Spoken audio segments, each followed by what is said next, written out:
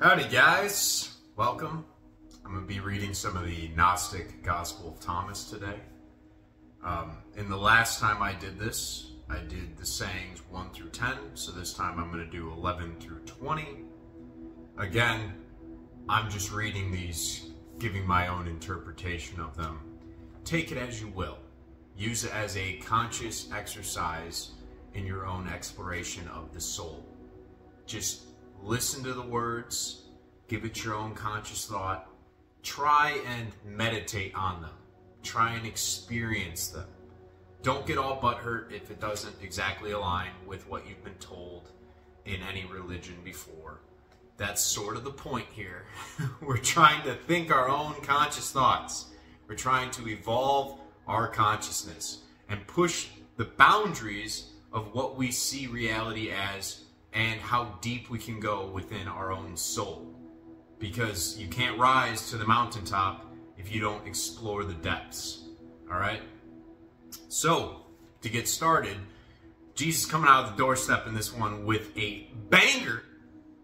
We got, Jesus said, "This heaven will fade away, and the one above it will fade away as well. The deceased are not living, and the living will not die. In the days when you consumed what lacks life, you brought it to life. When you are illuminated, what will you do? On the day when you were unified, you became divided. Yet when you are divided, what will you do?" And so originally when I read that when I was a bit younger, I got a little confused because I was very much stuck in this reality, this density that we currently find ourselves in, where it's entirely physical. You know, you wake up in the morning, you have all those thoughts kind of pervasively intruding in on your mind, things you should do throughout the day. You have all your relationships, you have to go to work, you have to do all these other things, and you think this is all there is. And then when you die, you're hoping that you get magically teleported off into some heaven-esque place. Well, what happens if that's not the truth? And I think that's what he's getting at here, is that the heavens, what is above as well as what is here, will fade away. And when that fades away, when it all disappears, I think what he's getting at is your consciousness, your own ego fades away. You lose who you are in this current iteration of your soul. Alright? That doesn't mean that your life doesn't have value. That doesn't mean that it doesn't get stored somewhere in the quantum realm, like the Akashic record. Doesn't mean that your past relatives are actually dead, because they're still alive in your thoughts, in your memory, in other people's conscious, being, while they're in this density. But when it fades away for you, when you go into the next life, you realize that you get back to oneness. You get back to that divine channel of being that is God, is the source consciousness. And within that field, we're all unified. I am you, and you are me.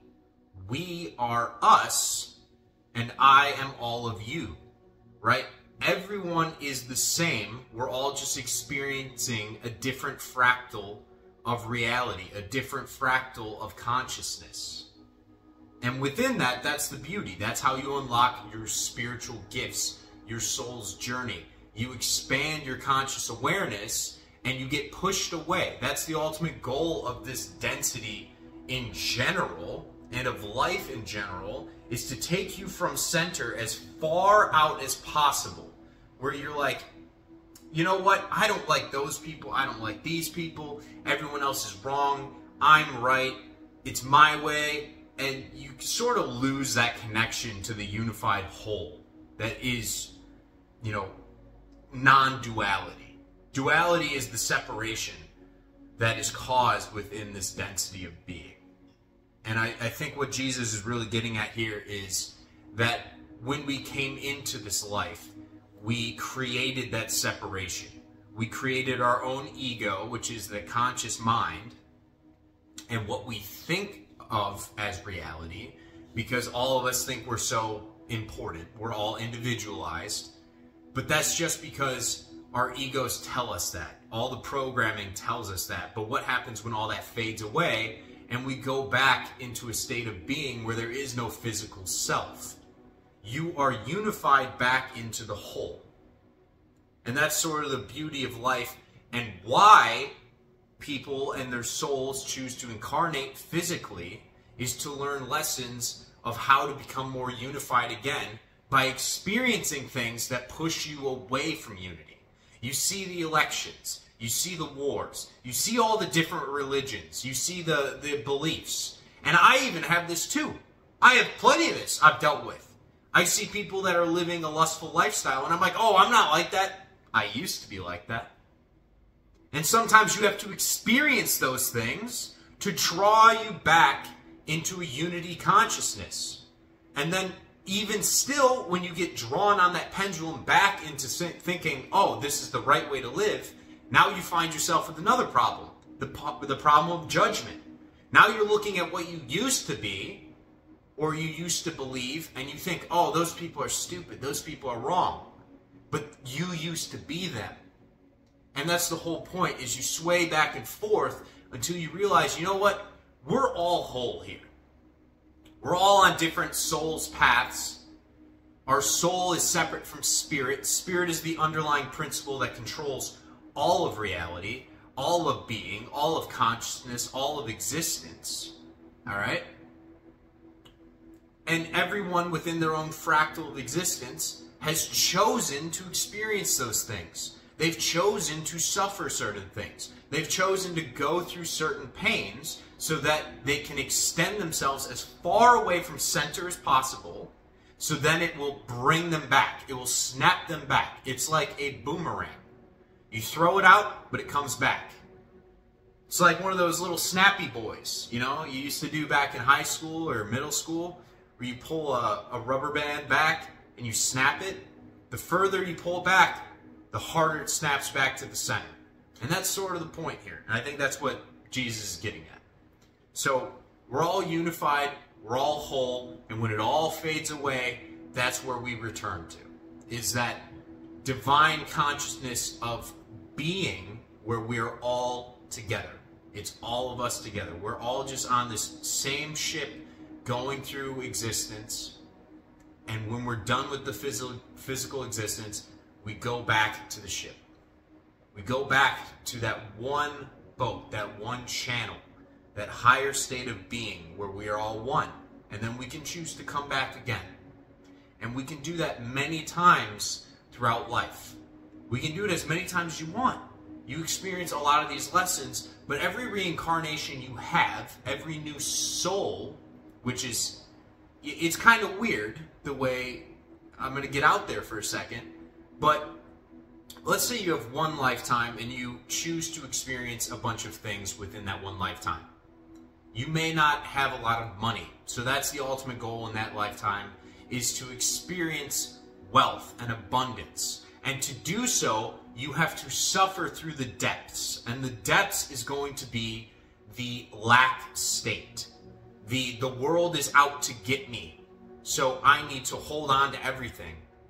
And I'm not meant to be abundant, I'm meant to be this. And that's your challenge within that soul's lifetime, is to conquer that mental state and to rise above, to realize that you are worthy, that you are abundant, that you are deserving of all the love, all the joy, all the bliss, and all the happiness.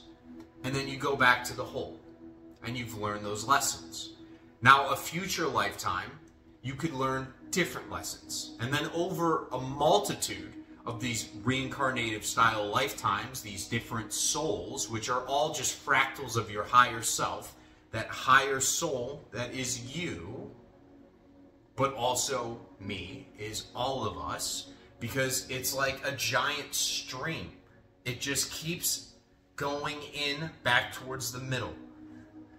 And at the highest state of being, we realize that we are all divine source, just living a temporary physical existence. And that's the point of all these different reincarnations of our soul. You get closer and closer to center with every lifetime, But every lifetime when you start, you have different problems you have to go through, things you have to experience that kind of take you away from center so you can snap back even harder. All right, let's move on to the next one. The disciples said to Jesus, "We understand that you will depart from us. Who will guide us?" So I see that as just like housekeeping, right? For the disciples, they're like, all right, when you die, who are we going to listen to? All right? Jesus said to them, "Wherever you are, go to James the Just, for the sake of whom heaven and earth emerge." Now, James the Just is the brother of Jesus. He's related to him. And he has his own sort of Gnostic gospel in the Nag Hammadi scriptures. I'm going to read that at some different point. There's a lot of good lessons in there. But that's sort of what he said. Hey, go over here. He'll teach you. I talked to him extensively. We're related. You know, he knows the stuff. He knows the sauce. All right, next one. Jesus said to his disciples, "Analyze me and liken me to something. Then tell me what I resemble." So Simon Peter said to him, "You are like an upright messenger." I kind of see it as like a divine being, an angel, someone who is stalwart in their beliefs. They only move forward. They're a beacon of good, light, hope, whatever you want to call it. All right. Matthew said to him, "You are like a wise philosopher." That's pretty self-explanatory. And then Thomas, this is the Gospel of Thomas, said to him, "Teacher, my mouth is wholly incapable of expressing what you are like." That's because when you are in your divine being, that divine channel, right, as Jesus is likened to, you know, being a son of God, meaning he follows his higher self in everything he does, you can't really liken him to anything because he is wholly unique. Wholly unique. And so Jesus said, "I am not your teacher. Since you have partaken of the bubbling spring that I have nourished, you have become intoxicated." And he took him and withdrew and spoke 3 sayings to him. When Thomas returned to his companions, they inquired, "What did Jesus say to you?" Thomas said to them, "If I reveal one of the sayings he spoke to me, you will pick up stones and pelt me, and a fire will emerge from the stones and consume you."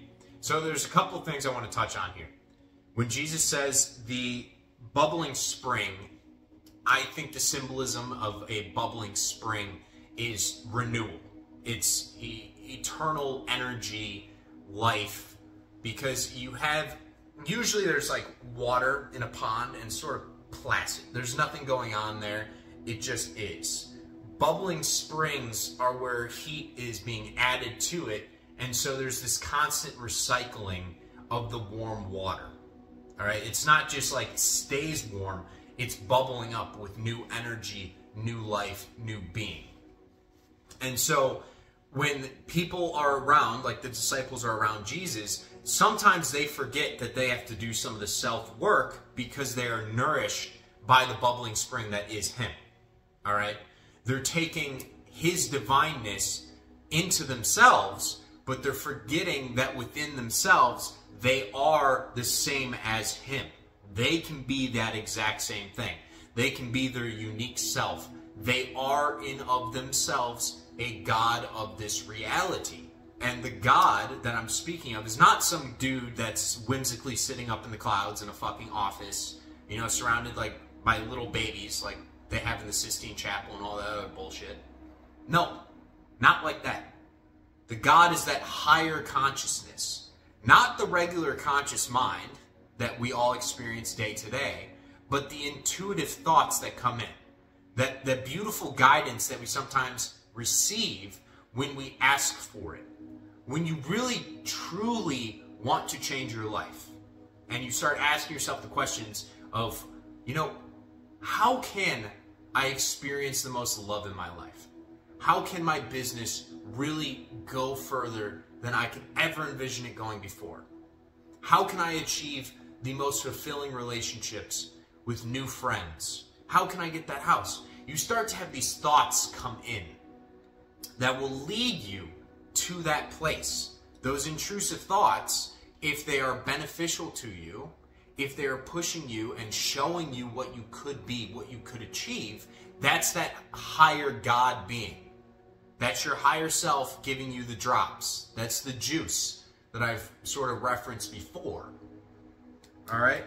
So that's sort of what Jesus represents to these other guys is, hey, no matter what situation arises, no matter how bad it is, no matter how hard he's pushed into a difficult situation, it always seems like he has the answer. He has a higher state of being. He's been able to transmute all the lower negative energy that would consume most people's souls. They get trapped in that lower state of being where they're fearful. They doubt existence. They doubt that they can be something. They live in a state of apathy where they're just like hands off, they've given up. Whereas Jesus is like, nah, bro. Here's the answer. Here's the path. I'll show you the way. It's because he is within that divine alignment.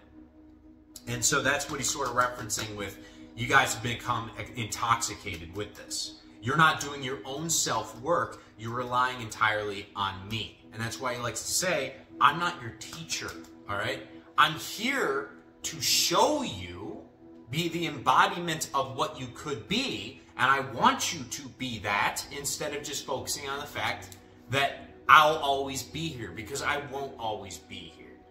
But look at the life lessons I'm going to choose you, embody them, and you can be that for yourself. All right? Now, a really interesting part that I love the symbolism here is when Thomas said, if I reveal one of the sayings he spoke to me, you will pick up stones and pelt me. That's pretty hardcore. And fire will emerge from the stones and consume you. The fire he's speaking of is judgment. It's hatred.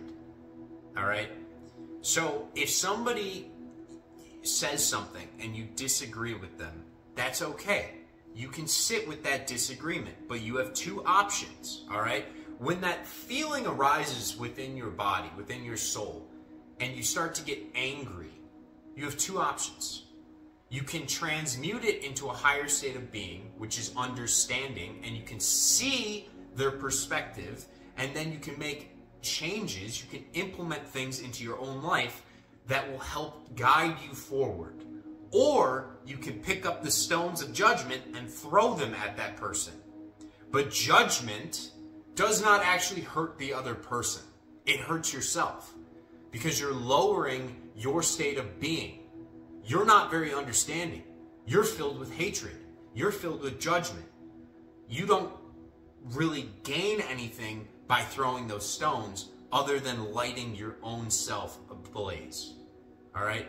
So when you do have a disagreement with somebody, don't just go right to the comments or right to aggression.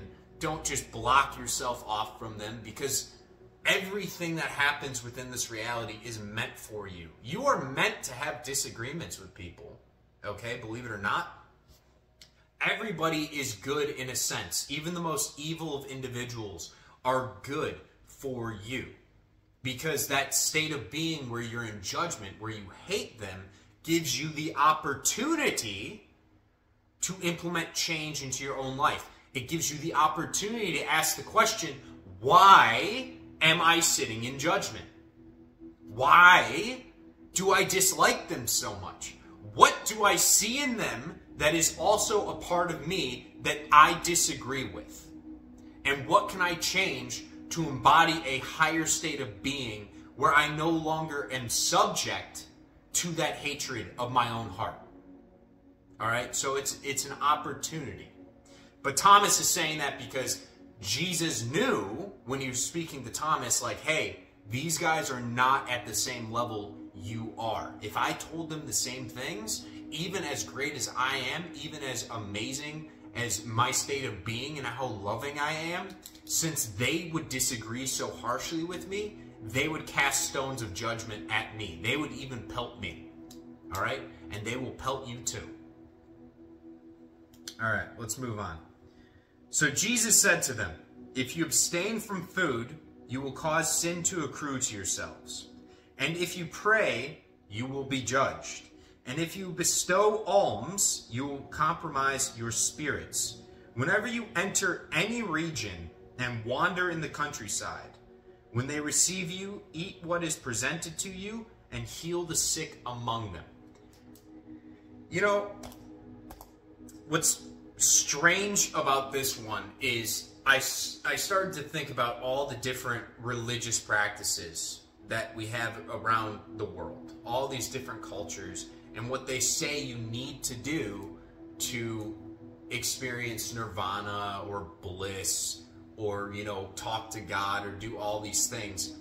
And it just seems like a laundry list. And I think that's what Jesus is getting at, is you need to remove your old religious traditions, because the only one you really need to experience a higher state of being within yourself is to close yourself off from the world a little bit for some time. Go within that closet to pray.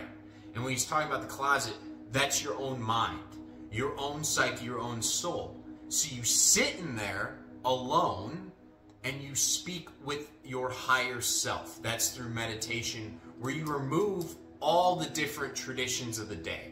You remove all the experiences you've had in your ego mind. You don't need to fast to receive blessings from your higher self. You don't need to pray in order to receive something. And we talk about praying, he's talking about the religious tradition of going outside of yourself for something. All the answers are within you. And that's what he's getting at. You don't need to just bestow alms, so tithing or whatever the other ways you can give to others to receive these blessings. He wants you to do what your higher self is telling you to do. I'm not saying giving to charity is bad. I'm saying giving to charity as a means of an end to reach higher states of being is bad. You should give because your soul wants to give, not because somebody told you that you need to give. You need to do what your soul wants to do. And that's how you become more of your higher self. If you want to become the true God that is you from within, you need to start listening to that and stop listening to all these religious traditions. That's sort of what Jesus is getting at. And that's why he kind of mentioned in the next part, whenever you enter any region and wander in the countryside, when they receive you, eat what is presented to you and heal the sick among them. All right? So if you experience other people, if you go out into the world, experience them.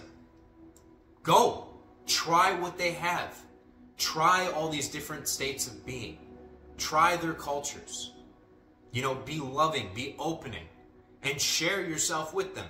If you have knowledge that can help them out in their own journey, share it, right? But don't push it on them, as that will defile yourself, because that comes from a higher state of judgment, saying like, hey, I'm better than you, listen to me. Don't do that. But if you're out in the world, don't be that holier than thou, saying like, oh, I can't eat anything, I can't do this, I can't do that. You know, I just have to sit upright and just give half my wealth away to the church because they told me to do so in that book a long time ago. And, you know, you can't eat certain foods because they said it's bad. No, no, no. Do what your soul desires to do. And that's how you become more of who you are meant to be within this incarnation here on earth. All right. Moving on. Oh, and there's one more part to that one. He said, remember, it's not what enters your mouth that defiles you. Instead, it's what issues forth from your mouth that defiles you. Now, I think you guys know what I'm going to say about that. All right? He just talked about how it's not about the fasting. It's not about the prayer. It's not about, you know, tithing. It's not about any of that. It's about who you are. It's about what you say. And what you say comes from what you believe. And it comes from all those programs that we've been putting into ourselves about who you are, who your ego is. Your ego is not your soul. Your ego is just a means to an end to experience your soul. You have to suffer X amount before you can embody who you're really meant to be. And your ego pushes you into those experiences. But before you were that ego, before I was Brian, I existed. My soul existed. And then all that programming was put into me. It was added onto me on top. And the whole beauty of life is realizing, like, hey, I don't need to work so hard to build up this ego mind to achieve all my dreams. What I should be doing is stripping away all that extra programming, all those extra blockages, all those things that reality has put onto me, all these interactions I've had, all this stuff that has been added onto me that has taken me away from what my soul's true purpose is here. Because when you connect fully with your soul, and you raise your consciousness up to the higher state of being, everything will be added onto you. All right? You will unlock everything you could possibly want in life. And you'll be happy with it. You'll be truly fulfilled by it. But as long as we're living within this ego state of being where we think we have all the answers, where we think, oh my God, I just have to work harder and harder and one day I'll be happy. No. You already have happiness inside of you. You just need to remove your mind a little bit and step into being. Be in the present moment. And speak the truth. Because the words that you say that have been built into you due to all this programming, that will defile you. It will push you away from who you are meant to be. All right. Jesus said, when you perceive one who has not been born from a woman, prostrate yourselves and worship. That one is your Father. Now, let me get some coffee real quick.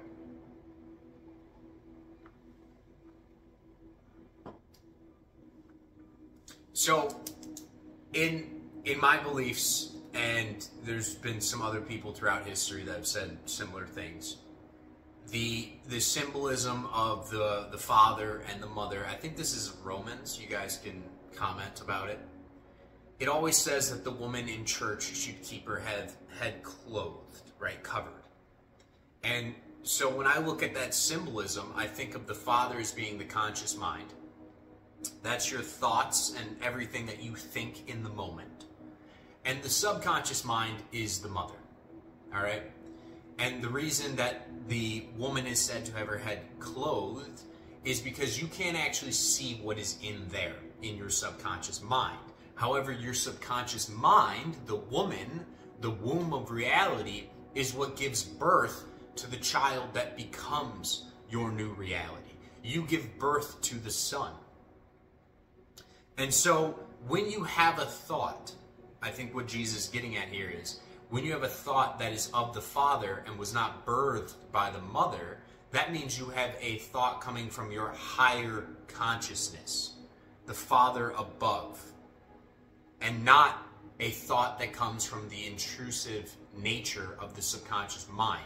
Because a lot of the intrusive thoughts that we deal with on a day-to-day basis come via the programming that we've put into that subconscious, the belief systems we've embedded into ourselves.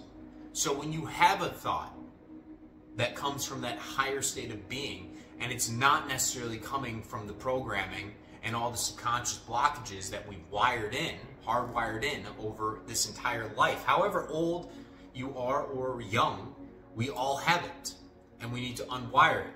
So when we get one of those thoughts that does not come from that mother, that subconscious, you need to prostrate yourself. Meaning, sit upright and worship that thought. Give life to that thought, because that thought is your higher self telling you, hey, this is the path.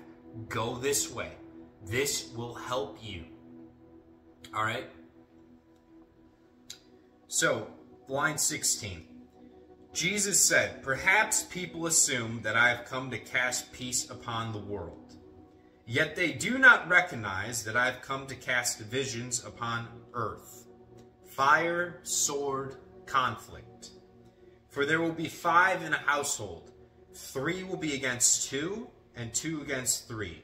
Father against son, and son against the father. And they will stand alone. Now, maybe household can be interchanged with kingdom. And when we talk about kingdom, Jesus said the kingdom of God is within. So he's talking about within your own personal psyche, within your body, within your ego, your soul. This consciousness that we have gained from existence, this duality that we have, has caused strife. It's caused conflict because it's taken us away from the truth of oneness. And when we become divided, we start to see everyone else as opposition.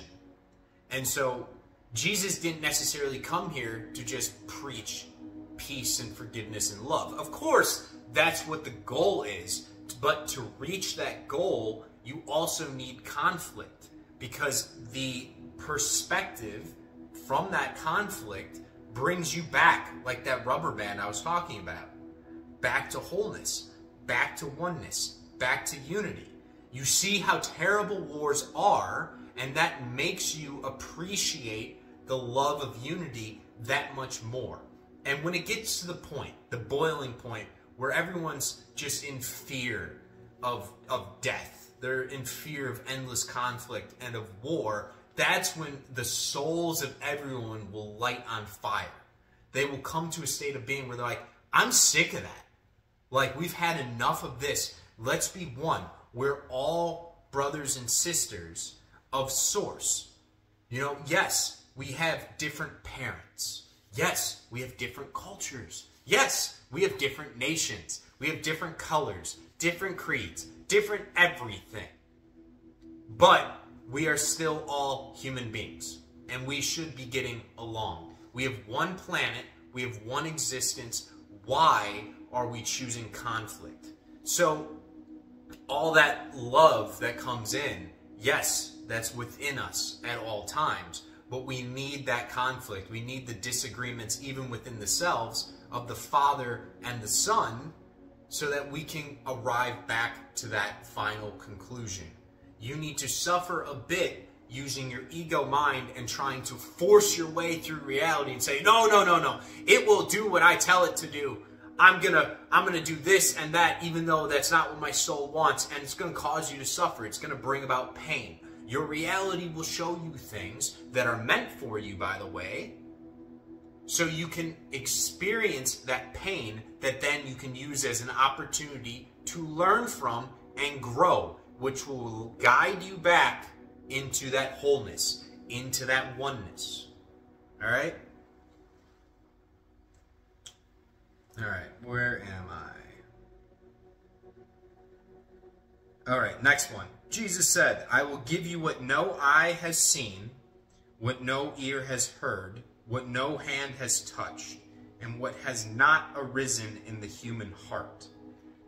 What I'm thinking this is symbolizing is Christ consciousness, which is that connection to source, the higher being of the right path. Now, of course, I've talked before about negative polarity, positive polarity, how some people are just wired to be more on the negative side where it's service to self. That doesn't necessarily mean they're bad people.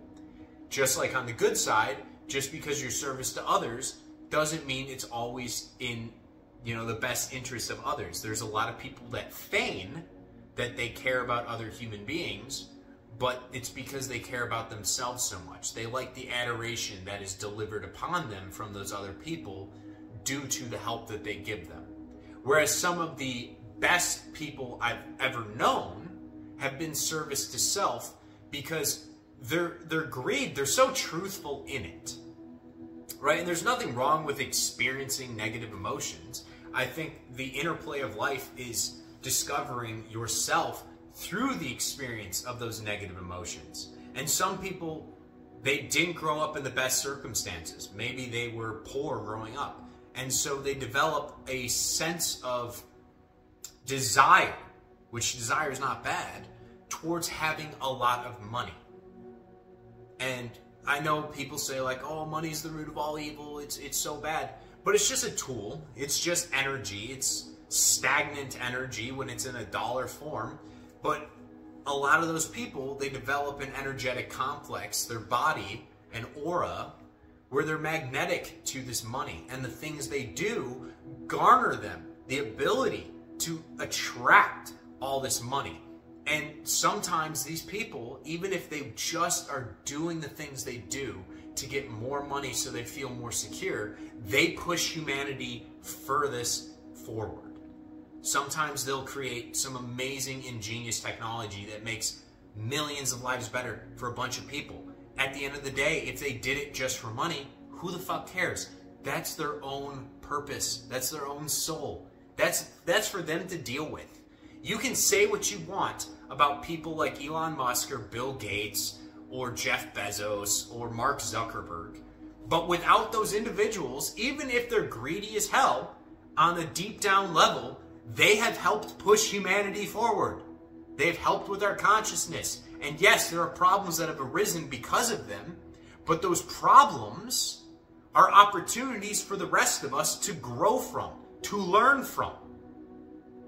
All right? So that Christ consciousness, getting back to the point here, is that higher state of being that sort of guides you. You know, when Jesus said, like, oh, I'm always going to be with you, he's talking about inside of you. He'll always be there if you ask for guidance on what you should do. That's the higher state of being.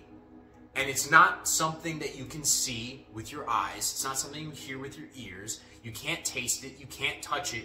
It just is. It's a vibration. It's a level of love and understanding. It's unconditional in its service to all of us. And we can tap into it to guide us on our path. We can ask it, hey, you know what? I'm a little lost right now. How can I experience my soul's highest purpose a little bit better? And you sit in silence for a while. You could do it over multiple days. You could do it all in one day. And some of those images that pop into your head, that's what he's talking about. That's that higher state of being saying like, hey, I know you're lost. Try this. You see that vision of what you could be? Look at it. Break it down. Journal about it. Write what you see. What are you doing? What do you look like? And start to implement some of those things into your daily state of being. All right? All right. Let's get on to the next page.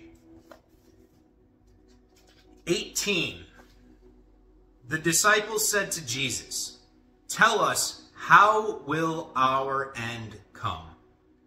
Jesus said, have you found the beginning? Then that you are searching for the end. You see, the end will be where the beginning is. Fortunate is the one who stands at the beginning, that one will understand the end and will not experience death. Now, this is definitely cause for why this is not included in the canonical Bible. Because he's essentially saying, life is eternal. You experience multiple lifetimes, and your soul can go through endless amounts of these reincarnations. Your soul is infinite. It is endless. It is eternal. It has been here for eons, billions of years, millions of years, whatever you want to call it. Your physical body is just a garment that you wear for one lifetime to experience yourself through it. You want to experience different parts of your soul's journey in each lifetime. So the wise ones that he's getting at are the ones that stand at the beginning of life since they're young, and they realize that that is the beginning, but it was also the end of a prior life, and that it's just a different body. The body, the ego, we like to think that this is all there is, and then after you have one lifetime, you just go to some place where, you know, let's say Brian is sitting up in heaven for eternity.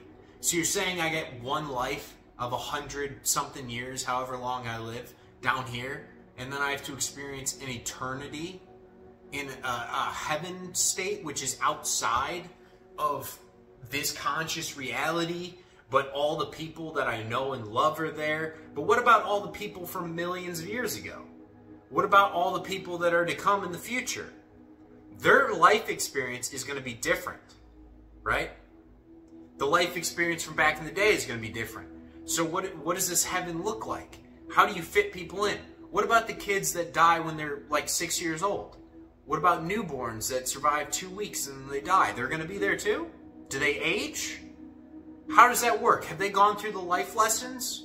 Oh, I understand. Oh, you see Jesus as your Savior? What about somebody that never experienced Him because they were too young and they couldn't conceptualize that before? Do they get delivered to hell? Is that how that works? No. It's eternal. You keep recycling. You keep going. You keep reincarnating. And eventually the goal is you keep going through this until your soul comes to the understanding that we are all one. And then you can move on to the next stage of the game, where you shed your physical body, you shed this suit, and you step into your energetic body. And you live much longer lifetimes. You can travel the universe. You can do really whatever you want within that state of being. You can teleport. You can cast spells. You can do anything. Because that's the next iteration of the soul's consciousness. The beauty of it is we start out as like the rocks. And spirit is still within rocks, but there isn't consciousness within rocks. And then you go to animals, like little Pupper here.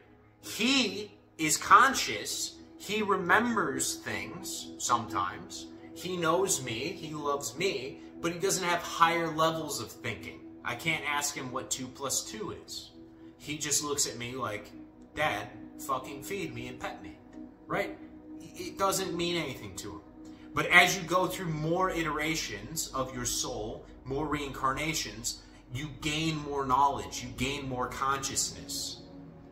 And it eventually leads you back to wholeness, where we are all together.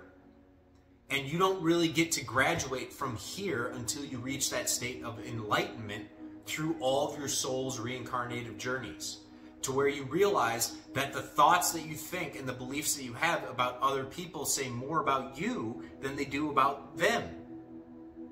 That you should love everyone, even love the things about them that seem like they're not so good, because those evil acts that they may take are actually lessons that you can learn and you can implement into your own life, and allows you to share more light, to unlock more pieces of your own soul. So that's sort of the beauty in that saying is, hey, realize you're eternal, right? You're just living a temporary physical existence. And within this physical reality that we got right now, there's this veil of forgetting where you forget your past lives. But you can even, in this incarnation, if you want, you can go do past life regressions. And you can start to get images of who you may have been in past lives. Who you were. Maybe you were, if you're a man now, maybe you were a woman in a past life. Maybe you were a king. Maybe you were a peasant.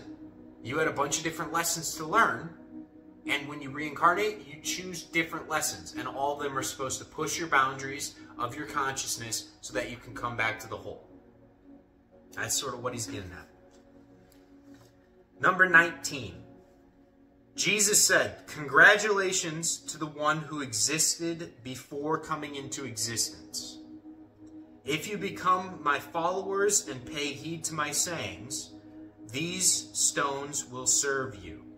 There are 5 trees in paradise for you. They remain unchanged through summer and winter, and their leaves do not fall. Whoever knows them will not taste death." So I've already touched on this with some of the other things he said, but this just gives you more credence to everything I just talked about, that, you know, life is eternal. Because he literally just said that. He said, "Congratulations to the one who existed before coming into existence." Existence meaning this physical form. He wants you to realize that your soul has always existed, And this, right now, is just one part of that soul's journey. Just one part. It's not the end-all, be-all. But he wants you to know that if you are realizing that, if you can take a step back from all the things, all the woes of the day, of the ego mind, all the things that your subconscious has created in your reality that you believe are punishing you, and you realize that it's meant for you, that there are lessons within each individual experience that you have that will guide you back to wholeness, guide you back to oneness, then that's the message for you. You've unlocked paradise. You've unlocked immortal life because now you are aware. Now you are conscious of that fact. You know that you existed before you were given a name. You existed before you could ever crawl or walk or speak or audibly hear and understand things. Your soul was always there. And all the things that you experience throughout your life, they're predestined in a sense. We do have free will, but also the free will that we choose to do has already been preordained by our future selves. Our future selves want us to think we have the free will, that we get to choose the things in life and go the path we want, but ultimately all paths lead back to the same path, the same truth. It just depends how long you want to suffer for. How much does your soul need to go through before it awakens? Before you realize, hey, you know what? I'm going to learn from that. And I'm going to change who I am. And that's going to unlock a state of being that is higher than what I was before. And then you get addicted to it. You start searching out these epiphanies. You start searching out the synchronicities. You see on the clock the 1111s, the 222s, the 333s. And you start to realize that, hey, you know what? Maybe this whole thing is meant for me. It's made for me. This reality I'm experiencing is mine to control. It's mine to play with. Mine to experience. And then when you start to believe in that, that's when you start to expand your consciousness even more. You start to ask the real questions of how can I step into who I'm meant to be? What is my soul's purpose for me here? Now that I realize that this is just a fucking meat suit. Alright? The ego mind is just trying to trick me. It's playing tricks on me all the time. But when I remove that and I step in, I start listening to the Father, and then I let the Father control the Mother, that gives birth to the Son. That Christ consciousness, where you step in fully to everything that is meant for you and you are supposed to express. God's divine image in the flesh. Every soul has that. Not a lot of people come to that conscious awareness of it, and they struggle their whole life just trying to survive, but they can thrive if they step into it, because all things will be added onto you infinitely in abundance. All right. So last one. The disciples said to Jesus, "Inform us about the nature of heaven's realm." He said to them, "It resembles a mustard seed, the smallest of all seeds. However, when it descends upon prepared soil, it produces a large plant and provides shelter for the birds of the sky." Now, when I read that, I like to think, going back to what we've said before, the kingdom of God is within, all right?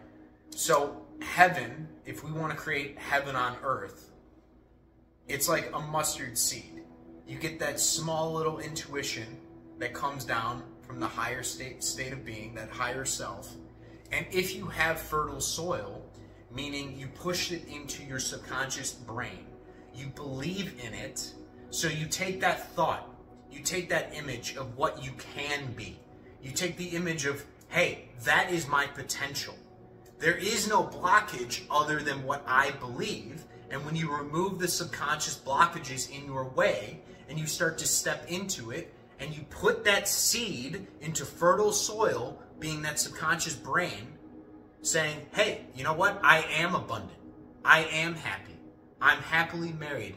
I'm with the best friend group. I have everything I could possibly want, and then some. Everything is added on to me. I am enough. I am good enough.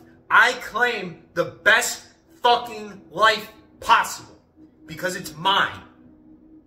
And when you let that seed into fertile soil and you water those thoughts and you give credence to that idea, that's when it gives birth to heaven on earth. That's when you experience everything that you could possibly want, is when you start to water the smallest of seeds. But they need to be planted into fertile soil. Unfertile soil is the soil that we've been programmed to have, to think that there's always somebody out there to get you.